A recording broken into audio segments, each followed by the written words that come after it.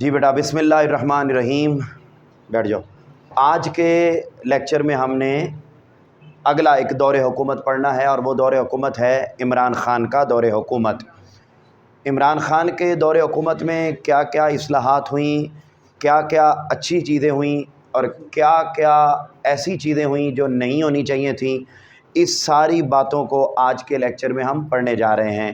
میرے بیٹو، سب سے پہلے آپ اپنی بک پر آئیں، اور جہاں سے یہ ٹاپک شروع ہو رہا ہے وہاں پر آپ نے ہیڈنگ لکھنی ہے پس منظر، یعنی بیک گراؤنڈ۔ شاباش، جلدی سے انگلش والے بچے وہ لکھیں گے بیک گراؤنڈ، اور اردو والے بچے لکھیں گے پس منظر۔ انڈرلائن کریں گے بیٹا، 2018 میں 25 جولائی 2018 کو ملک میں عام انتخابات ہوئے، اور ان عام انتخابات کے نتیجے میں تحریک انصاف نے، پی ٹی آئی نے، انہوں نے بیٹا برتری حاصل کی، اور یہ پاکستان کے وزیر اعظم بنے۔ تو اس وقت پی ٹی آئی کی گورنمنٹ، مرکزی گورنمنٹ بھی ان کے پاس تھی، اور خیبر پختونخوا کی گورنمنٹ بھی انہی کے پاس تھی۔ تو یوں بیٹا ایک صوبے میں اور ایک مرکز میں پی ٹی آئی کی حکومت بن گئی۔ اب یہ تقریباً 3.5-4 سال کے قریب، 3.5 سال بنتے ہیں انہوں نے حکومت کی۔ تو اس دوران کیا کیا کچھ ہوا، اسی طرح بیٹے وہی ہیڈنگز، لائک پہلا پوائنٹ لکھا ہوا ہے بیٹے صنعتی اصلاحات، جو آپ ہر ایک میں پڑھتے آ رہے ہیں، انڈسٹریل ریفارمز، صنعتی اصلاحات۔ تو بیٹا انڈسٹریل ریفارمز کون کون سی ہوئیں اپنی بک پر دیکھیں۔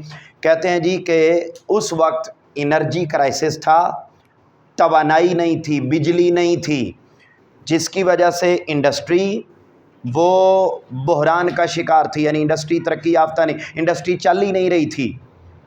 پھر توانائی کے ذرائع کو بہتر بنانے کے لیے بجلی، گیس اور تیل کی قیمتوں کو کنٹرول کیا گیا۔ سستی بجلی فراہم کرنے کے لیے کئی معاہدے اور مذاکرات کیے گئے۔ بس یہ معاہدے اور مذاکرات تک کی بات رہی، عوام کو کچھ بھی میسر نہیں آ سکا تھا۔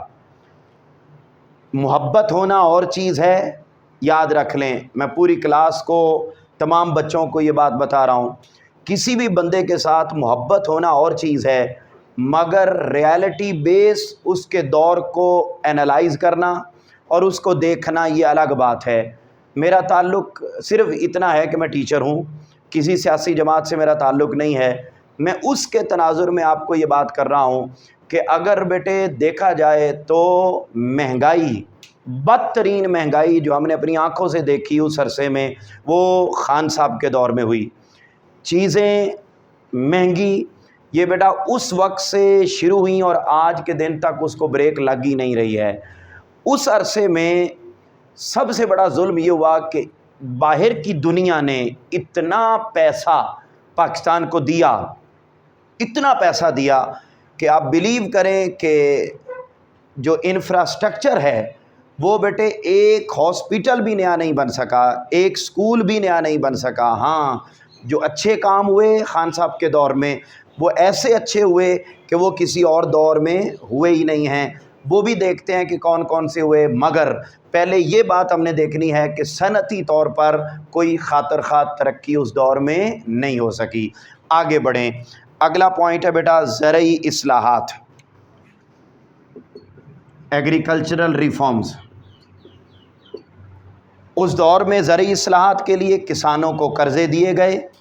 نمبر 2 بیٹا کھیتوں سے مارکیٹس تک سڑکیں نہیں بنائی گئیں، کوئی نہیں بنائی گئیں۔ یہ وہ بات ہے جو بیٹے میں نے اپنی آنکھوں سے دیکھی ہوئی ہے، اور آپ کو میں ایک سنگل سڑک بھی بیٹا اس دور میں نہیں بن سکی، جو کہ بہت زیادہ نقصان کا باعث تھا ملک کے لیے اور چیزوں کے۔ اچھا، اسی طریقے سے کسانوں کو قرضے اور فیسلٹیز بھی فراہم نہیں کی گئیں۔ کیا ہوا، آگے بڑھتے ہیں۔ اگلا پوائنٹ ہے تعلیمی اصلاحات۔ یہ بیٹا ایک اتنا اچھا کام اس دور میں ہوا، اتنا اچھا کام ہوا کہ اس کی مثال آپ کو پچھلے پاکستان کی شاید پوری تاریخ میں نہ ملے، کہ ایک قوم ایک نصاب۔ صاف ظاہر ہے، یاد رکھ لیں، بیٹا آپ لوگ پیدا ہو گئے، آپ لوگوں کے ذہن خالی تھے، آپ لوگوں نے جو پڑھنا ہے، جو دیکھنا ہے، وہی آپ کے ذہنوں کے اوپر لکھا جائے گا، اور جو ذہنوں پہ لکھا جائے گا وہی آپ بولتے جائیں گے، وہی آپ کرتے چلے جائیں گے۔ عمران خان صاحب کے دور میں جو سب سے اچھا کام ہوا، یعنی جس جیسا ایک اور کام ہے، بس یہ 2 ٹاپ لیول کے کام ہوئے تھے، ان میں ایک یہ تھا، اور وہ کون سا کہ بیٹا نصاب تمام تعلیمی اداروں میں ایک جیسا کر دیا۔ صاف ظاہر ہے جب بیٹے سب ذہنوں پر نصاب کی وجہ سے، کتابوں کی وجہ سے ایک جیسا لکھا جائے گا تو سوچ بھی پوری قوم کی بولی ہے نا ایک جیسی ہو جائے گی۔ آپ بیٹے میٹرک میں ہیں، اسی میٹرک کے لیول پر کچھ وہ ہیں جو پی ٹی بھی پڑھتے ہیں، پنجاب ٹیکسٹ بک بورڈ جیسے آپ لوگ پڑھتے ہیں، آپ ہی کی ایج میں فیڈرل بورڈ والے بچے ہیں، آپ ہی کی ایج میں او لیول والے بچے ہیں، آپ ہی کی مطلب اور بیٹا مختلف قسم کا نصاب اور کریکولم پڑھا جا رہا ہے۔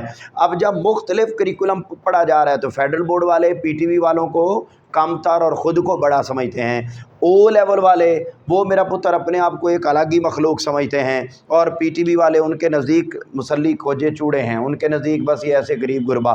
ٹھیک ہے، تو اب میرا کہنے کا مطلب آپ کو یہ ہے کہ بیٹا اب آپ دیکھیں جب اسی ایج میں سوچ ڈیفرنٹ ہو گئی تو میرا پتر قوم کل کو کبھی ایک نہیں ہو سکتی۔ اس لیے میں ہمیشہ کہتا ہوں کہ پاکستان کا جو قومی جھوٹ ہے، کیا پاکستان کا قومی جھوٹ یہ ہے کہ ہم ایک قوم ہیں، یہ پاکستان کا قومی، تو ایک قوم بیٹے کب بنتی ہے جب نصاب ایک ہو، بولیے کیا، جب نصاب۔ تو عمران خان صاحب کے دور میں یہ جو کام ہوا کہ نصاب ایک کر دیا گیا تھا، اور بچوں کو تعلیمی اداروں میں جس قدر بڑی تعداد میں لے کر آیا گیا بیٹے اس کی مثال آپ کو تاریخ میں بہت کم ملتی ہے، سوائے اس کے جو ہم نے اپنی آنکھوں سے دیکھا پرویز مشرف کے دور میں، جب یہاں وزیر اعلیٰ پرویز الہی تھے پنجاب کے، تو اس زمانے میں پنجاب میں تعلیم کا بہت فروغ ہوا تھا، یا اس کے بعد پھر عمران خان صاحب کے دور میں ہوا۔ تو یہ بیٹے آپ اپنی بک پر دیکھیں، پہلی جماعت سے 5ویں تک یکساں نصاب کر دیا گیا پہلے مرحلے میں، دوسرے مرحلے میں 6ٹھی سے 8ویں تک 6 to 8 ہونا تھا، مگر بیٹے بس انہوں نے اس سسٹم کو گڑبڑ کر دیا۔ پھر اس کے بعد تیسرے مرحلے میں یہ بھی تھا کہ 9th 10th first year second year ان کا نصاب بھی ایک کر دیا جائے گا، لیکن بہرحال وہ نہ کرنے دیا گیا اور ان کی حکومت کو ختم کر دیا گیا۔ بیٹا نصاب میں جو کوالٹیٹیو چیزیں ایڈ کی گئیں اس زمانے میں وہ بیٹے بڑی اچھی تھی، انڈر لائن کریں، کردار سازی، کریکٹر بلڈنگ، اخلاق سازی، موریلٹی، اور حب الوطنی، پیٹریوٹزم، ان چیزوں کو بیٹا نصاب کا حصہ بنایا گیا، ان موضوعات کو نصاب کا حصہ بنایا گیا، جو کہ ایک بہت اچھا اقدام تھا۔ اس کے بعد بیٹے اگلا جو ایک اچھا کام ان کے دور میں ہوا وہ ہے صحت سے متعلق اصلاحات، جی ہیلتھ ریفارمز۔ ان کے دور میں بیٹا جو ہیلتھ ریفارمز ہوئیں وہ بڑی کمال کی تھیں، اور وہ کیا تھا، صحت کارڈ۔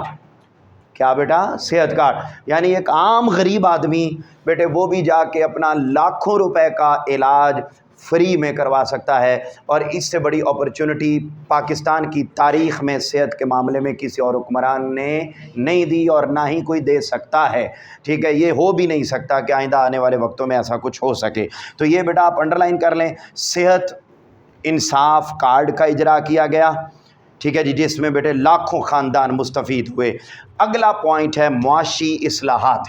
یہ بیٹا معاشی اصلاحات، اکانومک ریفارمز، انڈر لائن کر لیں، یہ شارٹ کویسچن ہے۔ انہوں نے اکانومی کو مضبوط کرنے کے لیے بہت سارے اقدامات شروع کیے، مگر ان پر کام نہ ہو سکا کیونکہ وقت بھی نہیں ملا، اور پھر کچھ ان کو کام کرنے بھی نہیں دیا گیا، جس کی وجہ سے ان کے دور میں یہ چیزیں نہ ہو سکیں۔ البتہ کون کون سے کام شروع ہوئے وہ ذرا انڈر لائن کر لیں۔ ان میں بیٹا دیامر بھاشا ڈیم کی تعمیر یہ شروع ہوئی، پھر ہے احساس پروگرام، پھر ہے نوجوان ہنر مند پروگرام، نیا پاکستان ہاؤسنگ پروگرام جو پتہ نہیں 1.5 کروڑ گھر دینے تھے نہیں دیے جا سکے، plant for Pakistan 10 billion tree programme نہیں لگ سکے، اسی طرح احساس سیلانی لنگر یہ پوری قوم کو منگتا بنانے کا ایک پروجیکٹ تھا جس کو میں پرسنلی طور پہ پسند نہیں کرتا. بہرحال یہ شروع ہوا اور اس پر کام بھی ہوتا رہا اور آج بھی وہ ڈبے اسی طریقے سے پڑے ہوئے ہیں. ٹھیک ہے جی, جہاں پر لنگر ڈیلی غریبوں کو تقسیم کیا جاتا تھا. تو آگے بیٹا ڈیجیٹل پاکستان ویژن سمیت کئی دیگر منصوبے شامل ہیں. تو یہ بیٹا دیامر بادشاہ ڈیم, یہ سارے وہ پروگرام تھے جو شروع ہوئے لیکن اپنے پایہ تکمیل تک پہنچنے سے پہلے ان کی گورنمنٹ کو ختم کر دیا گیا. اس کے بعد بیٹے آگے لکھیں آ جاتی ہیں بیٹا معاشرتی اصلاحات. جی بیٹا میں بتاتا ہوں معاشرتی اصلاحات.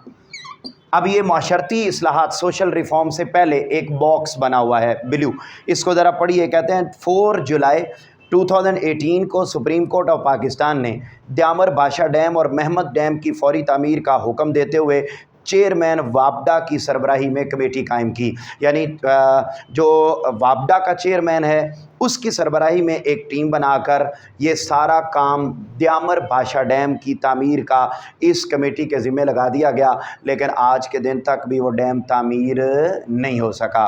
بیٹا اس کے بعد معاشرتی اصلاحات سوشل ریفارم, ان میں کیا کیا ہوا؟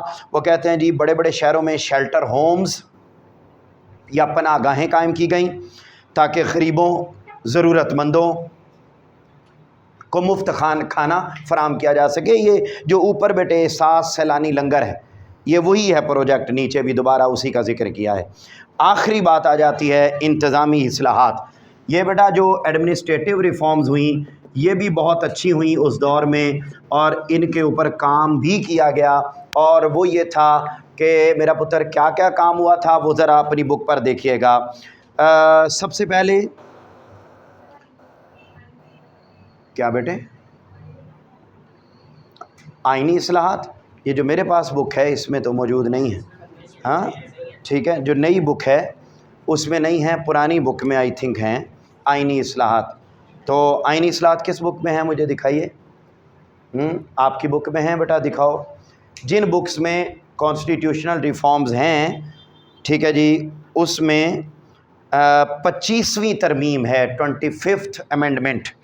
یہ میں ویسے ہی بتا رہا ہوں آپ کو, لیکن یہ لکھ لیں جن بکس میں نہیں ہے ان بکس میں یہ آئینی اصلاحات لکھ لیں. آئینی اصلاحات بعض بکس میں نہیں ہیں کانسٹیٹیوشنل ریفارمز, وہ لکھ لیں. اور وہ بیٹے ہوئی ہے 25ویں ترمیم, 25th امینڈمنٹ, 25ویں ترمیم 25th امینڈمنٹ. اچھا اس میں کیا ہوا بیٹے, جو فاٹا کے ایریاز ہیں جن کو آپ قبائلی علاقہ جات کہتے ہیں, فیڈرلی ایڈمنسٹریٹو ٹرائبل ایریاز, یہ پیچھے بھی لفظ گزرا ہے میں نے آپ کو بتایا تھا.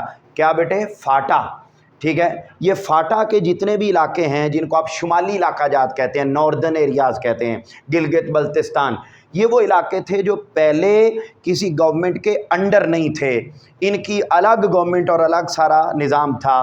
تو بیٹا عمران خان کے دور میں یہ 25ویں ترمیم ہوئی اور فاٹا کو کس گورنمنٹ کے انڈر کر دیا گیا؟ خیبر پختونخوا. بولو کس گورنمنٹ کے انڈر کر دیا گیا؟ آپ نے صرف اتنا لکھنا ہے, فاٹا کو خیبر پختونخوا گورنمنٹ کے انڈر کر دیا گیا, بس اتنا سا جملہ. ٹھیک ہے جی, لکھ لو فاٹا کو خیبر پختونخوا حکومت کے ماتحت کر دیا گیا. فاٹا کے علاقوں کو خیبر پختونخوا حکومت کے ماتحت کر دیا گیا. یہ بیٹے اضافی اس میں ہم نے ایڈ کر لیا. آؤ آخری چیز انتظامی اصلاحات. اس میں بیٹا آپ اپنی بک پر آئیں اور پہلی لائن پر ہیڈنگ لکھیں گے ویزا آن ارائیول. ویزا آن ارائیول آلریڈی لکھا ہوا ہے, اسی کو ہی آپ نے ہیڈنگ بنا لینا ہے, ویزا آن ارائیول. بیٹے بعض ملکوں کے لوگوں کو یہ سہولت فراہم کی گئی کہ وہاں کے لوگ ہمارے ملک میں پہنچ کے بھی ویزا حاصل کر سکتے ہیں ہمارے ملک کا, تاکہ وہاں کے لوگ آئیں اور آ کر یہاں انویسٹ کریں اور فریلی موو کریں اور پاکستان کی اکانومی کو فائدہ ہو. صاف ظاہر ہے جب باہر کے لوگ پاکستان میں آئیں گے تو فائدہ ہوگا یا نہیں ہوگا، وہ پیسہ خرچ کریں. تو بیٹا کن کن ملکوں کو انڈر لائن کر لیں؟ چائنا، ملائیشیا، ٹرکی، بریٹن برطانیہ، اور یونائٹڈ عرب ایمریٹس متحدہ عرب امارات سمیت کئی ملکوں کو بیٹا ویزا آن ارائیول یعنی پاکستان پہنچنے پر ان کو فوراً ویزا دینے کی سہولت فراہم کی گئی. اچھا یہاں لکھیں پروموشن آف ٹورزم، سیاحت کا فروغ. جی بیٹا سیاحت کا فروغ، ٹورزم.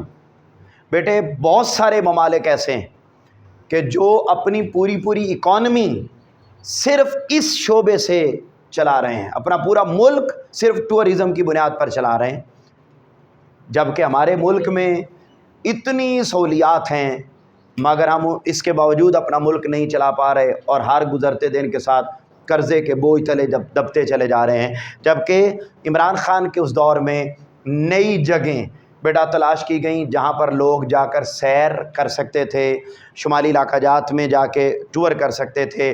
تو انہوں نے بیٹا نئی جگہیں بھی اور پھر وہاں پر سہولیات میں بھی بہت زیادہ اضافہ کیا گیا.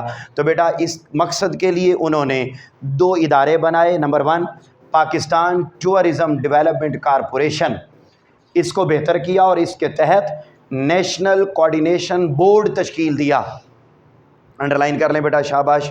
نیشنل کوآرڈینیشن بورڈ تشکیل دیا تاکہ یہ بورڈ وہاں پر سہولیات میں اضافہ کرے اور نئی جگہیں تلاش کرے ٹورزم کی، تاکہ لوگ سیر پر جائیں، وہ خرچ کریں پیسہ اور اس سے ملک کی اکانومی میں بہتری آئے اور لوگوں کو روزگار ملے. یہ بیٹا وہ اگر میں آپ کو کنکلوڈ کروں تو 3 میجر کام ہوئے عمران خان کے دور میں. پہلا کون سا؟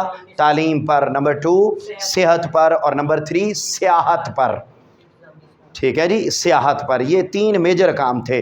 باقی بیٹے روٹین کی باتیں لکھی ہوئی ہیں اور یہی ہوا تھا. یہ الگ سے بیٹا اس کو دیکھ لیجئے. یہ بیٹا پورا ایک لانگ کویسچن تھا، مجھے امید ہے کہ آپ کو سمجھ میں آ گیا ہوگا.